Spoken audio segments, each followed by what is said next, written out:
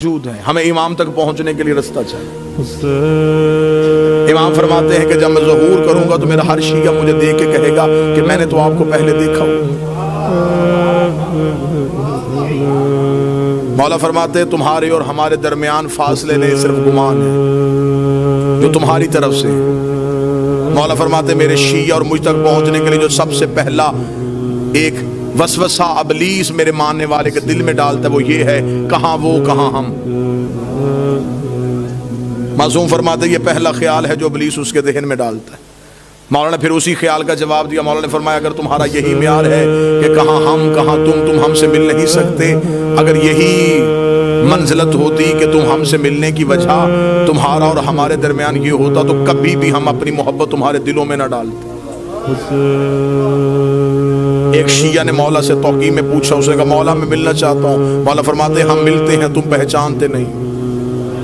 اسے مولا کم ملتے ہیں؟ مولا فرماتے ہیں اکثر تم روتے روتے خاموش ہو جاتے ہو، تمہیں خبر ہے تمہیں وہ تسلی دینے والے ہم ہوتے ہیں، تمہیں وہ دلاسا دینے والے ہم ہوتے ہیں۔ امام سے ملنے کا رابطہ ہموار کیجئے، امام تک جانے کا تعلق دیکھیے۔ کسی باپ کا بیٹا گھر نہ آئے تو اسے نیند نہیں آتی،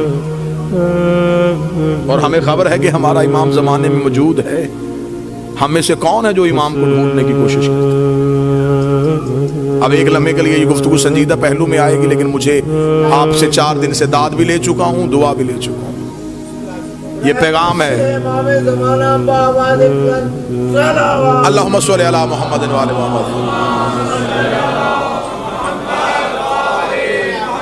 میں نے گھر کی مجلس میں بھی یہ گزارش کی تھی کہ کہیں ہمارا یہ امام کو بلانا کہیں یہ کوفے والا خط تو نہیں؟ خطوط تو کوفیوں نے بھی لکھے تھے امام کو بلانے کے۔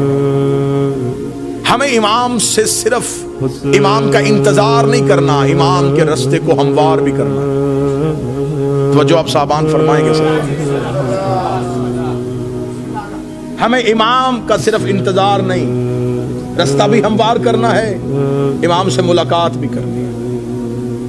امام نے تو اپنا ایڈریس بتا دیا کہ میں کب اور کہاں ہوتا ہوں۔ اب اس سے زیادہ امام کو کون شیعہ ہے جو کہے کہ مجھے اب ڈھونڈنے میں مشکل ہے؟ امام نے فرمایا ہفتہ والا دن مجھے ڈھونڈنا ہو تو مسجد کوفہ میں ہوتا، اتوار کو میں مسجد سہلہ میں ہوتا، سوموار کو میں بقیہ کی قبروں پہ ہوتا، پھر میں مسجد جمکران میں ہوتا ہوں، شب جمعہ میں کربلا میں ہوتا ہوں، جمعہ میں امیر المومنین کے حرم میں ہوتا ہوں۔ مولا فرماتے طواف کعبہ کرتے ہوئے کعبے پہ سیدھی بارش ہو رہی ہو اور مزاب رحمت سے پانی نیچے آ رہا ہو تو سمجھ لینا تمہارا امام طواف میں ہے۔ اب اس سے زیادہ آسان نشانیاں کون بتائے گا؟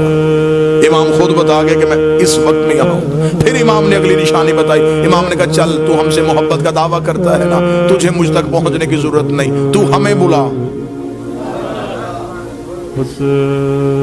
اتنا امام کی موجودگی کا یقین رکھو کہ امام فرماتے ہیں کہ دسترخوان میں ایک فرد کی جگہ خالی چھوڑو۔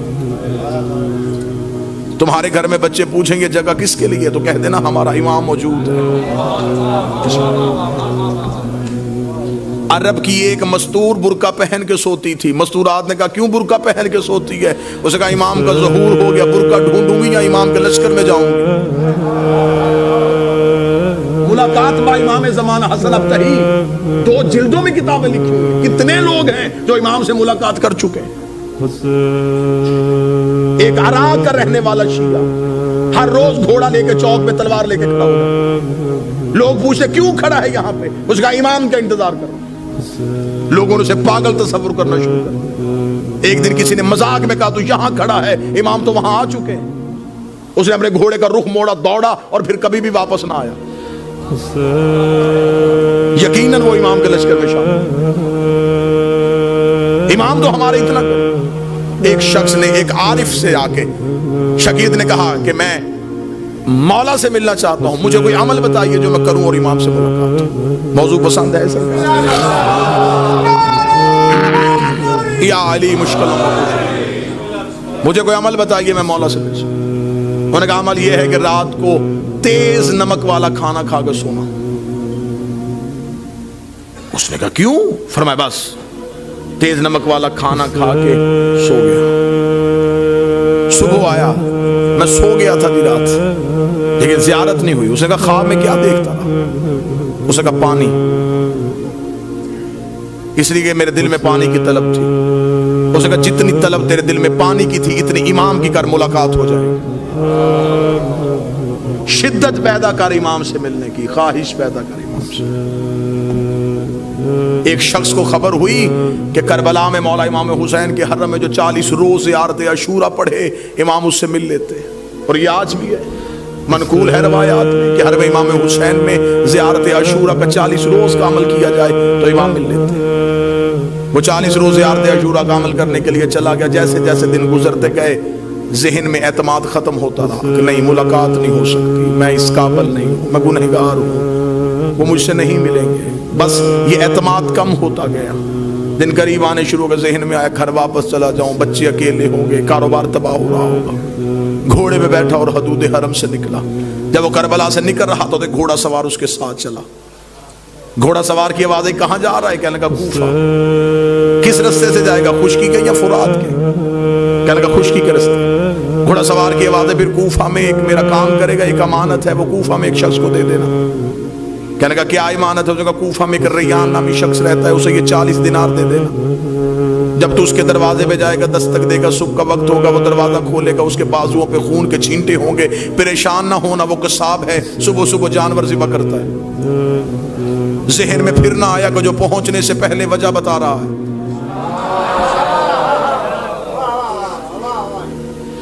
اور یہ مولا سے ملاقات کا عارفین کہتے ہیں کہ سب سے پہلا جو کام ہوتا ہے جب مولا سے ملاقات ہوتی ہے، سب سے پہلے دماغ کی سوچیں وہیں پہ رک جاتی ہیں. یہ حجت سے ملاقات کی سب سے بڑی نشانی ہے. دماغ وہیں پہ رک جاتا ہے. جب ملاقات ختم ہوتی ہے تو پھر وہیں سے شروع ہوتا ہے.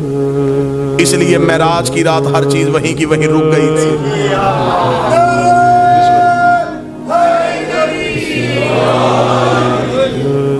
اب جب گھوڑا سوار واپس پلٹا تو اس نے آواز دے کے کہا، اس نے کہا اگر وہ پوچھے یہ کس نے دیے ہیں تو اپنا نام تو بتائیے. گھوڑا سوار کی آواز ہے کہہ دینا بقیہ نے دیے. میرے مالک کا لقب ہے بقیت اللہ. چلا گیا، جا کے کوفہ میں صبح پہنچا. اسی قصاب کے دروازے پہ دستک دی، اندر سے وہی شخص نکلا، بازوؤں پہ خون کے چھینٹے. دیکھیں گا مجھے خبر ہے تو صبح صبح جانور ذبح کر رہا ہے. کہاں سے آیا؟ کہنے لگا کربلا سے آیا ہوں. تو میرے دروازے پہ کیوں آیا ہے؟ میرے پاس تیری ایک امانت ہے، یہ 40 دینار کسی نے کربلا سے دیے، اسے کر ریان کو دے دینا. آنکھیں کھلی کی کھلی رکھ، رک یہیں پہ. اندر گیا، لباس تبدیل کیا، وضو کر کے باہر آیا. کہنے لگا زحمت ہوئی تجھے میرے دروازے پہ، میں معذرت چاہتا ہوں، تجھے اپنے دروازے پہ روک کے رکھا. میں لباس تبدیل کر چکا ہوں، وضو کر چکا ہوں. تھوڑی دیر کے لیے گھوڑے سے اتر، مجھے وہ آنکھیں چومنے دے جس سے تو نے مولا کو دیکھا ہے. مجھے وہ ہاتھ چومنے دے جس سے تو نے مولا کو ہاتھوں کو ہاتھ لگائے. یہ پریشان ہوگا تھا کون سے مولا ہے؟ اسے کہا یہ کیا تمہیں صاحب العمر نے نہیں دی گئی؟ کہنے لگا کون سے صاحب العصر؟ کیا وہ امام زمان تھے؟ اسے کہا تو وہاں مل کے آیا، تجھے پتہ ہی نہیں؟ مجھے جو جب بھی کوئی مشکل ہوتی ہے میں انہی کو بلاتا ہوں. میں نے تو ابھی رات کو کہا تھا مولا 40 دینار کا قرضہ ہے، مجھے واپس دینا ہے. صبح سے پہلے اس نے واپس بھیج دیا.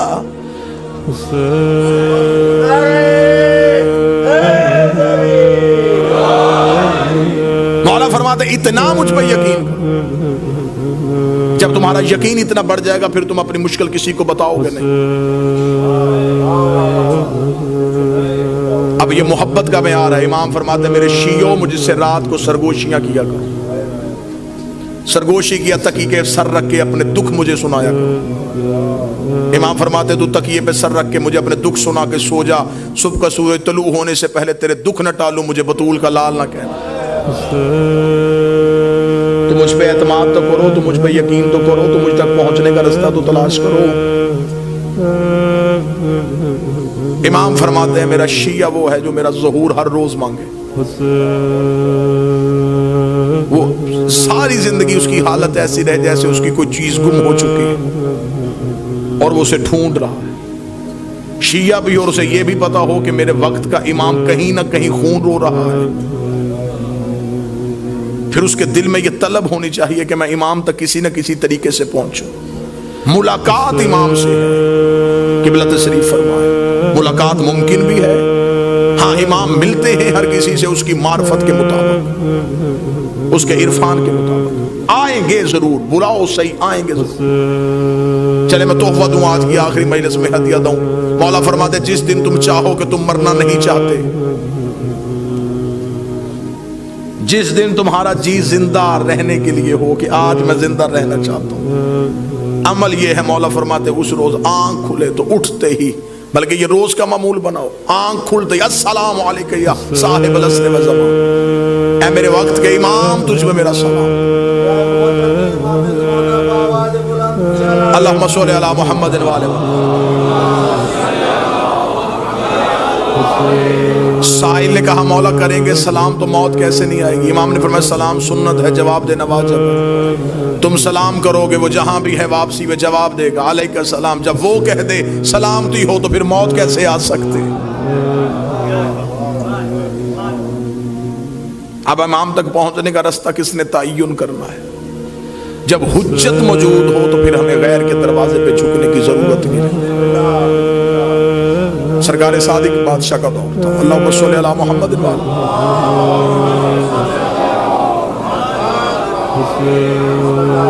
एक शख्स ने गुस्से में अपनी औरत को तलाक दे दी। शहर के उलमा से हल पूछा, उन्होंने हल बताया, तस्लीम न करने के लिए ज़हन तैयार था।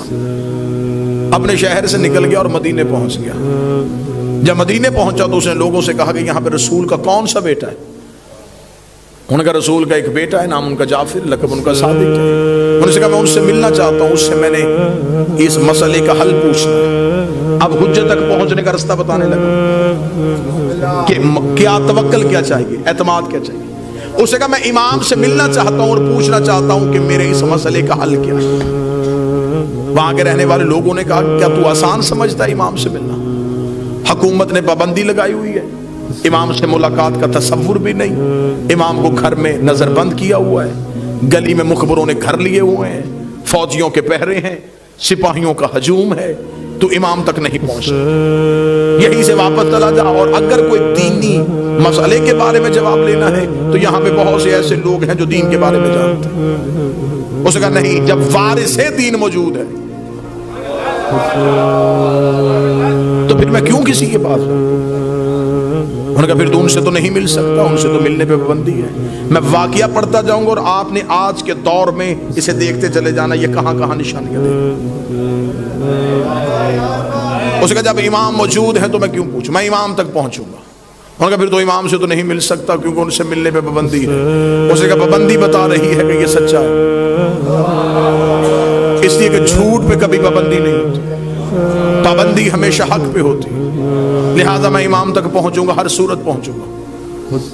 अब ये जब भी उस गली में दाखिल हो, फौजी रोके, सिपाही रोके, खौफ में आ जाए, डर जाए, वापस आ जाए। एक किताब में रवायत है 1 माह, एक में रवायत है 3 माह तक मदीने के पायला एक सवाल के जवाब के